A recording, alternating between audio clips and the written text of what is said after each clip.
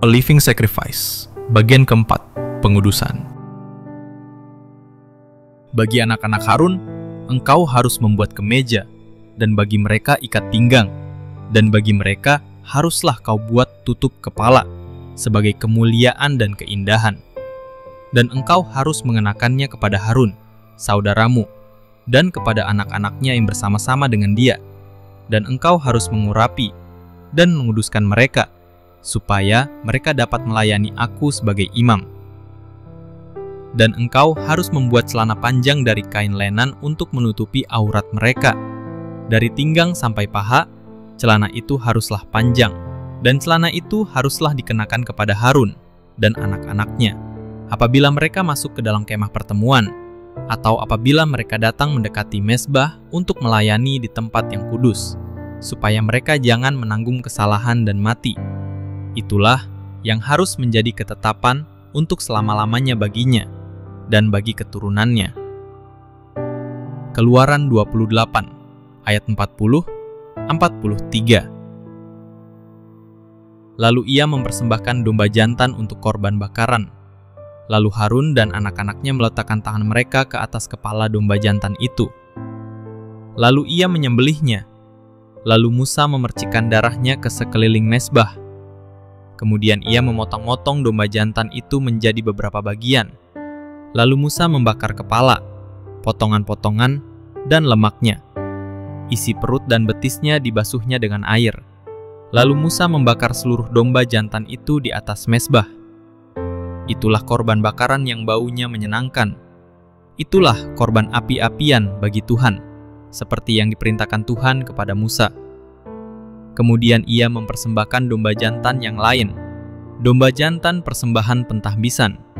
Lalu Harun dan anak-anaknya meletakkan tangan mereka ke atas kepala domba jantan itu. Lalu ia menyembelihnya. Lalu Musa mengambil sedikit darahnya dan membubuhnya pada cuping telinga kanan Harun, pada ibu jari tangan kanannya, dan pada ibu jari kaki kanannya. Lalu dibawanya anak-anak Harun ke situ, dan Musa mengoleskan darah itu pada cuping telinga kanan mereka, pada ibu jari tangan kanan mereka, dan pada ibu jari kaki kanan mereka. Dan Musa memercikkan darah itu pada mezbah sekelilingnya. Lalu ia mengambil lemak, dan ekor yang berlemak, dan semua lemak yang ada pada isi perut, dan hati, dan kedua ginjal, dan lemaknya, dan paha kanan, dan dari bakul roti tak beragi yang ada di hadapan Tuhan.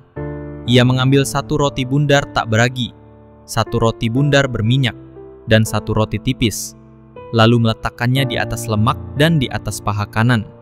Dan ia meletakkan semuanya di atas telapak tangan Harun dan di atas telapak tangan anak-anaknya, lalu dipersembahkannya sebagai persembahan unjukan di hadapan Tuhan. Lalu Musa mengambil semuanya dari telapak tangan mereka, lalu membakarnya di atas mezbah, di atas korban bakaran. Itulah persembahan pentahbisan yang harum baunya. Itulah korban api-apian bagi Tuhan. Imamat 8 ayat 18-28. Janganlah kamu menyerahkan anggota tubuhmu kepada dosa sebagai senjata kelaliman, tetapi serahkanlah dirimu kepada Allah, seperti kamu telah bangkit dari antara orang mati, dan anggota tubuhmu sebagai senjata kebenaran bagi Allah. Tidak tahukah kamu bahwa kepada siapa kamu menyerahkan dirimu sebagai hamba untuk ditaati, kamu adalah hamba-hambanya yang kamu taati. Entah kamu melayani dosa yang membawa kamu kepada kematian atau melayani kebenaran. Aku berbicara seperti manusia karena kelemahan tubuhmu, sebab sama seperti kamu telah menyerahkan anggota tubuhmu sebagai hamba kenajisan dan kejahatan yang membawa kamu kepada kejahatan, demikianlah sekarang serahkanlah anggota tubuhmu sebagai hamba kebenaran yang membawa kamu kepada pengudusan. Roma 6 ayat 13, ayat 16, ayat 19. Karena itu aku menasihatkan kamu, saudara-saudara, demi kemurahan Allah, supaya kamu mempersembahkan tubuhmu sebagai persembahan yang hidup, yang kudus dan yang berkenan kepada Allah. Itu adalah ibadahmu yang sejati. Janganlah kamu mengikuti dunia ini, tetapi berubahlah oleh pembaharuan budimu, sehingga kamu dapat memilih kehendak Allah yang baik, yang berkenan kepadanya dan yang sempurna.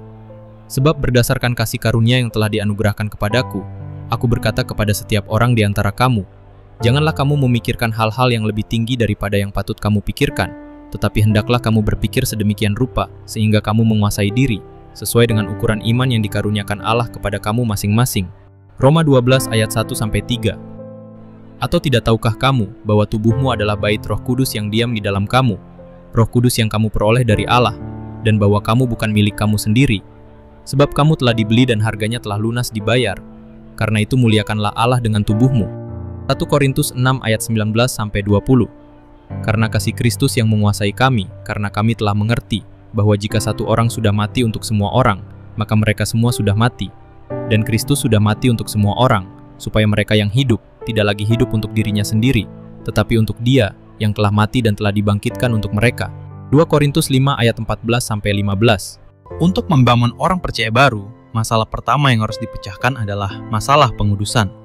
Namun, apakah ia dapat menerima pelajaran ini atau tidak, sangat bergantung pada seberapa baik ia telah diselamatkan. Jika Injil belum disampaikan dengan baik, orang yang datang kepada Tuhan Yesus mungkin menganggap dirinya telah melakukan kebaikan besar bagi Tuhan. Bagi orang seperti dia, menjadi seorang Kristen akan menambah kemuliaan bagi kekristenan. Di bawah ilusi seperti itu, bagaimana seseorang dapat berbicara kepadanya tentang pengudusan?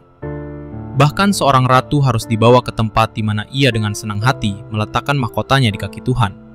Kita semua perlu menyadari bahwa kitalah yang disukai oleh Tuhan karena dikasihi dan diselamatkan. Hanya dengan begitu kita dapat dengan rela menyerahkan segalanya. Namun, pengudusan adalah salah satu doktrin yang paling sulit dalam Alkitab. Doktrin pengudusan, kebenaran, dan pembenaran semuanya didefinisikan dengan jelas dalam firman Tuhan. Tetapi ajaran tentang pengudusan tampaknya diajarkan secara samar-samar.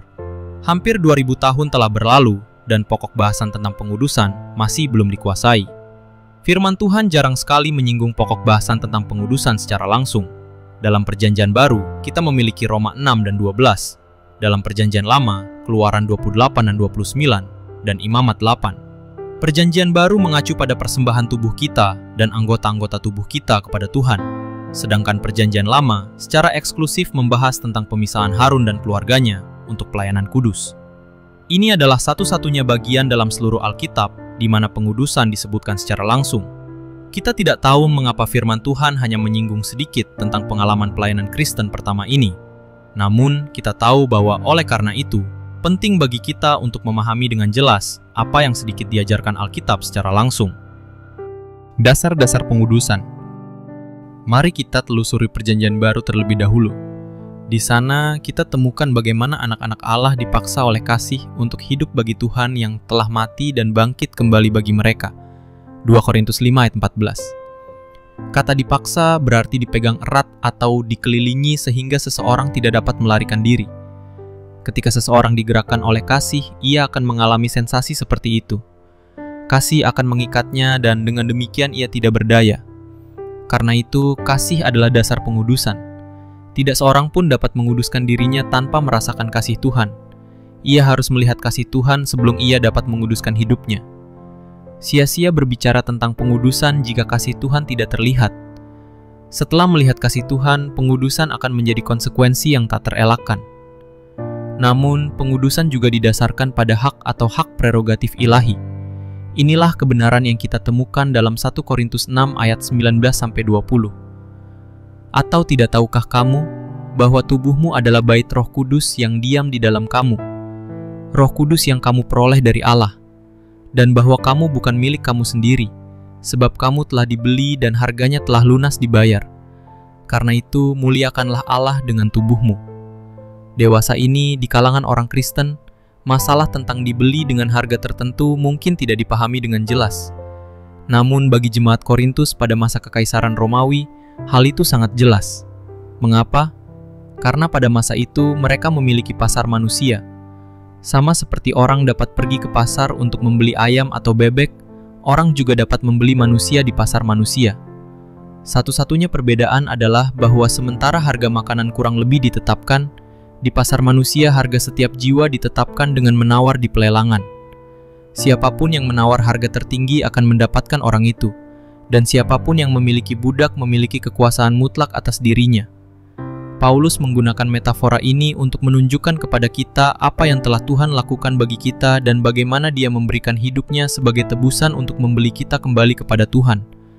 Tuhan membayar harga yang besar, bahkan hidupnya sendiri. Dan hari ini, karena pekerjaan penebusan ini, kita menyerahkan hak-hak kita dan kehilangan kedaulatan kita. kita bukan lagi milik kita sendiri, karena kita milik Tuhan. Oleh karena itu, kita harus memuliakan Allah dalam tubuh kita. Kita telah dibeli dengan harga, yaitu darah di kayu salib. Karena kita telah dibeli, kita menjadi miliknya dengan hak prerogatif ilahi. Di satu sisi, demi kasih kita memilih untuk melayaninya. Dan di sisi lain, karena hak kita bukanlah milik kita sendiri. Kita harus mengikutinya, kita tidak dapat melakukan yang lain. Menurut hak penebusan, kita adalah miliknya. Dan menurut kasih yang dihasilkan penebusan dalam diri kita harus hidup baginya. Salah satu dasar untuk penudusan adalah hak hukum dan dasar lainnya adalah kasih yang tanggap. Dengan demikian, pengudusan didasarkan pada kasih yang melampaui perasaan manusia dan juga pada hak menurut hukum. Karena kedua alasan ini, kita tidak dapat tidak menjadi milik Tuhan. Orang-orang percaya muda harus memahami hal ini sepenuhnya. Anda telah dibeli kembali oleh Tuhan. Anda seperti seorang budak yang dibeli Tuhan dengan harga tertinggi. Oleh karena itu, bagi Anda untuk menjadi orang yang bebas sama sekali tidak mungkin. Kristus, Anak Allah, telah memberi Anda bukan dengan perak dan emas, tetapi dengan darahnya yang mahal. Disinilah kasih. Kasih seperti itu seharusnya memaksa semua orang muda untuk tidak hidup bagi diri mereka sendiri, mulai hari ini dan seterusnya. Arti sebenarnya dari pengudusan. Kita harus tahu bahwa dibatasi oleh kasih, belumlah merupakan pengudusan. Juga tidak melihat hak Tuhan, belumlah pengudusan sejati. Setelah seseorang dibatasi oleh kasih dan telah melihat hak prerogatif Tuhan, ia perlu melakukan sesuatu yang tambahan. Langkah tambahan ini menempatkannya dalam posisi pengudusan. Dibatasi oleh kasih Tuhan dan mengetahui bahwa ia telah dibeli, ia dengan diam-diam memisahkan dirinya dari segala sesuatu agar sepenuhnya menjadi milik Tuhan. Inilah pengudusan yang digambarkan dalam Perjanjian Lama. Itu adalah penerimaan jabatan yang kudus, jabatan melayani Tuhan. Ya Tuhan, karena aku dikasihi, apalagi yang dapat kulakukan selain memisahkan diri dari segala sesuatu agar aku dapat melayanimu. Mulai sekarang, tidak seorang pun boleh menggunakan tangan atau kakiku atau mulut atau telingaku, karena kedua tanganku ini untuk melakukan pekerjaanmu, kedua kakiku untuk berjalan di jalanmu, mulutku untuk menyanyikan pujianmu, dan telingaku untuk mendengarkan suaramu. Inilah pengudusan. Misalkan Anda membeli seorang budak dan membawanya pulang. Di pintu rumah Anda, orang itu berlutut dan memberi hormat kepada Anda sambil berkata, "Tuan, Anda telah membeli saya. Hari ini saya dengan senang hati mendengarkan kata-kata Anda." Bagi Anda, membeli dia adalah satu hal, tetapi berlutut di hadapan Anda dan menyatakan keinginannya untuk melayani Anda adalah hal lain. Karena Anda telah membelinya, dia mengakui hak Anda. Tetapi karena Anda telah mencintainya meskipun dia adalah orang seperti itu, dia menyatakan dirinya sepenuhnya milik Anda. Hanya ini yang merupakan pengabdian. Pengabdian lebih dari sekadar cinta, lebih dari sekadar membeli.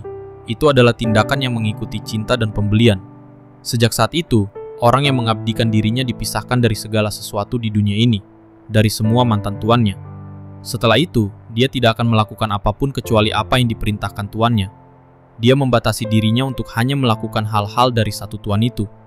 Inilah arti pengabdian yang sebenarnya. Mereka yang dikuduskan. Mari kita beralih ke Keluaran 28 dan 29 dengan Imamat 8 ayat 18-28. Ketika kita membaca bagian-bagian ini, kita langsung tersentuh oleh fakta bahwa pengudusan adalah sesuatu yang sangat istimewa. Ada begitu banyak orang di dunia ini, tetapi tidak seorang pun mampu mengabdikan dirinya kepada Tuhan. Seluruh bangsa Israel dipilih oleh Tuhan, tetapi tidak seluruh bangsa itu menjadi bangsa yang ditahbiskan. Tidak semua dari ke-12 suku Israel dapat masuk ke dalam pengudusan, karena hanya suku Lewi yang dipilih. Dan bahkan tidak seluruh suku Lewi dikuduskan, hanya satu keluarga, keluarga Harun yang dikuduskan. Ini menunjukkan bahwa pengudusan bukanlah masalah bagi dunia, bagi orang-orang pilihan, bagi ke-12 suku, atau bagi orang Lewi. Itu hanya milik satu keluarga. Seseorang harus menjadi bagian dari keluarga itu sebelum ia dapat dikuduskan. Jika ia tidak termasuk dalam keluarga tertentu, ia tidak memiliki cara untuk menguduskan dirinya. Hanya mereka dari satu keluarga ini, yaitu keluarga Harun, yang boleh menjadi imam untuk dalam keluarga ini. Karena semua orang yang percaya kepada Tuhan adalah bagian dari keluarga ini. Hari ini semua orang yang ditebus adalah imam, yang dipilih oleh Tuhan untuk menjadi imam. Dahulu hanya mereka dari keluarga Harun yang ditabiskan. Siapapun yang berani mengganggu langsung disingkirkan.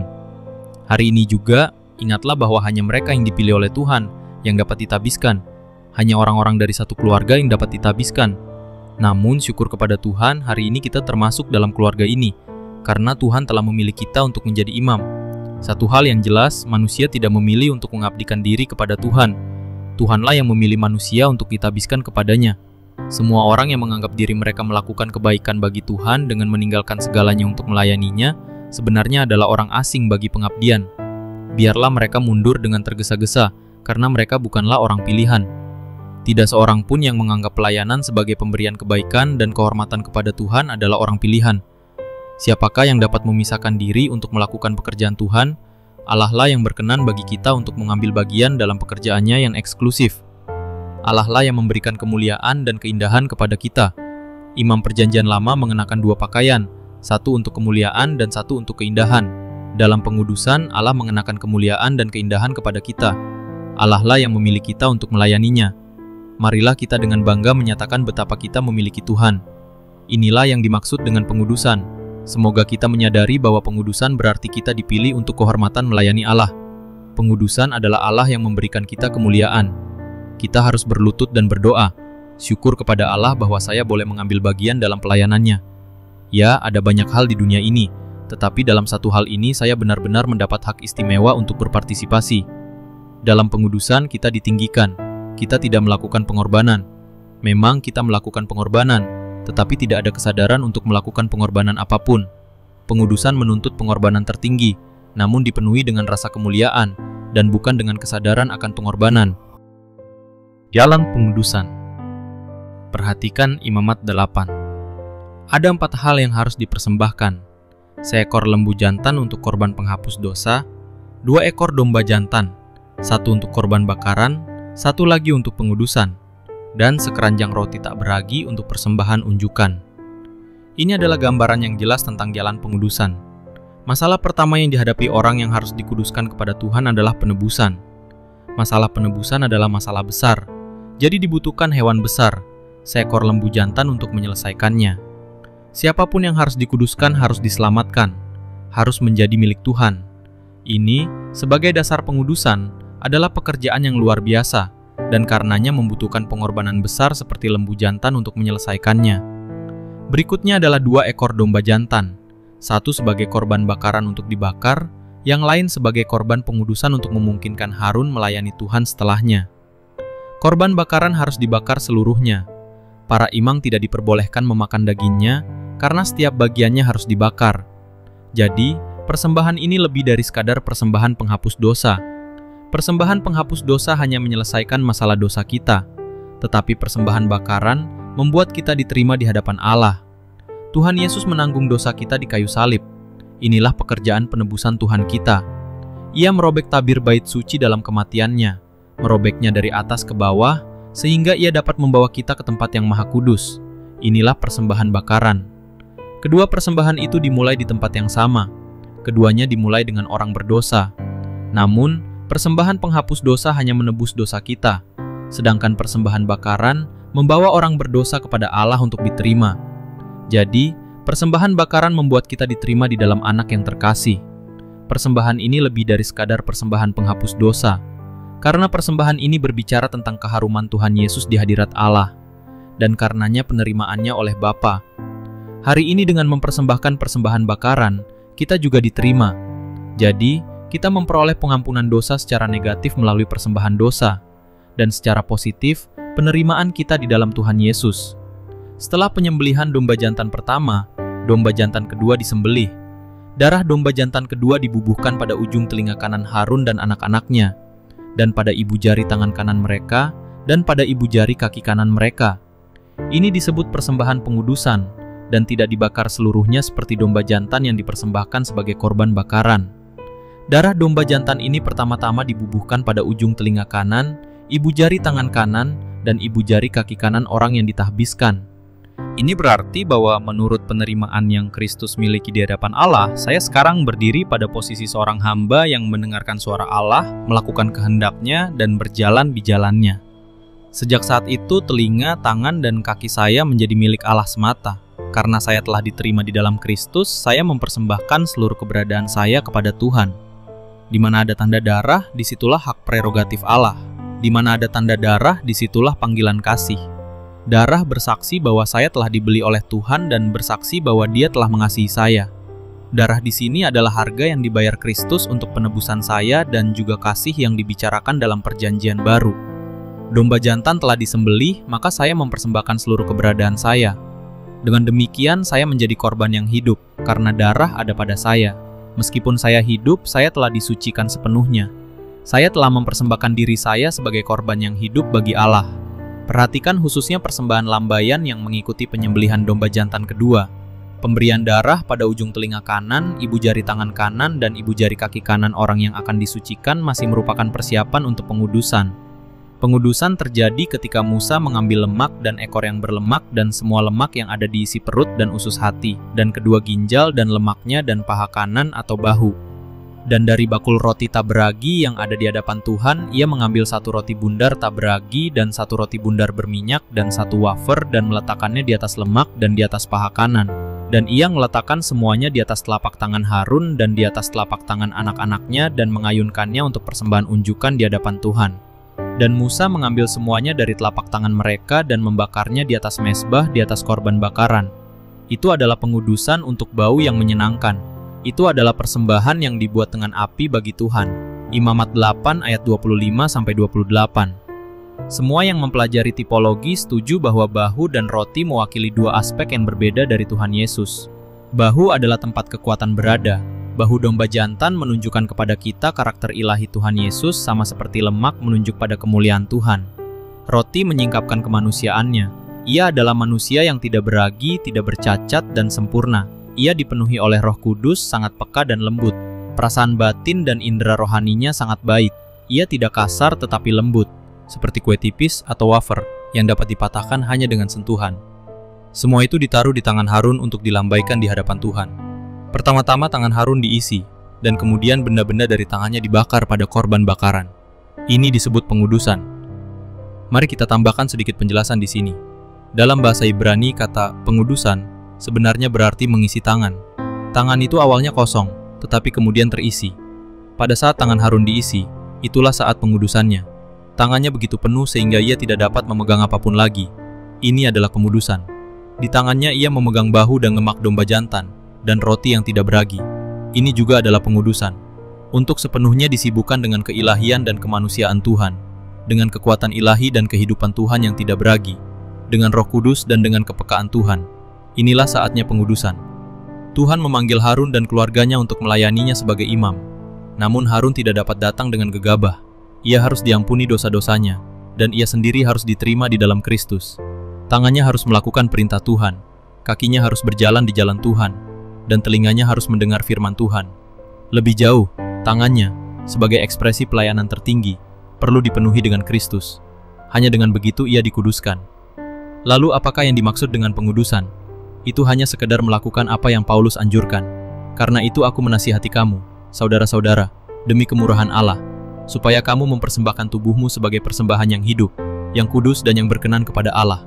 Itu adalah ibadahmu yang sejati. Kita perlu datang kepada Tuhan dan melihat bahwa hanya ada satu cara bagi kita untuk menjalani hidup kita, yaitu melayani Tuhan. Kita tidak punya cara lain selain melayani Tuhan. Untuk melayani Tuhan, aku mempersembahkan seluruh tubuhku.